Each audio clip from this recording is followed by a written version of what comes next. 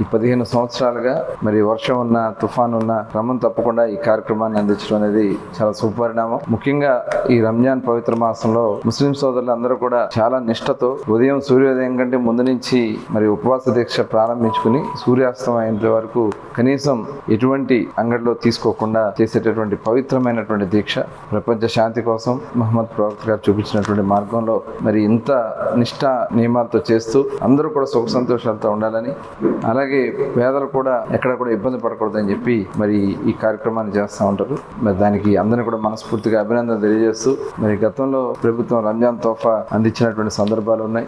అలాగే మక్కా మదీనా యాత్ర కూడా ఆ రోజున ప్రభుత్వం నుంచి కొన్ని కార్యక్రమాలు చేసినటువంటి పరిస్థితులు ఉన్నాయి. ఇవాళ మళ్ళీ అవన్నీ కూడా ముస్లిం సోదరులకు అందించాలనే లక్ష్యంతో మన బడ్జెట్లో కూడా నిధులు కేటాయింపు చేయడం జరిగింది. తద్వారా ఆ నిధులన్నీ కూడా ముస్లిం సోదరుల సంక్షేమానికి తప్పకుండా ఉపయోగించి మన మచిలీపట్నంలో కూడా ఎక్కడైతే గతంలో మరి దర్గాలకు కానీ ఎక్కడన్నా రంజాన్ సందర్భంగా కానీ మొహరం సందర్భంగా కానీ ఏది అవసరం ఉన్నా మన అందరం కూడా ఏర్పాటు చేయడానికి మేము ఎప్పుడు కూడా సిద్ధంగా ఉన్నాం. భవిష్యత్తులో కూడా మన సోదరులు ఏది కోరినా చేయడానికి మేము ఎప్పుడు కూడా సిద్ధంగా ఉంటామని చెప్పి మరొకసారి బాబు ఆస్థానా అలాగే వెల్ఫేర్ ట్రస్ట్ వారికి బాబు గారికి అందరికి కూడా ప్రత్యేకంగా ధన్యవాదాలు తెలియజేసుకుంటూ సెలవు తీసుకుంటాం.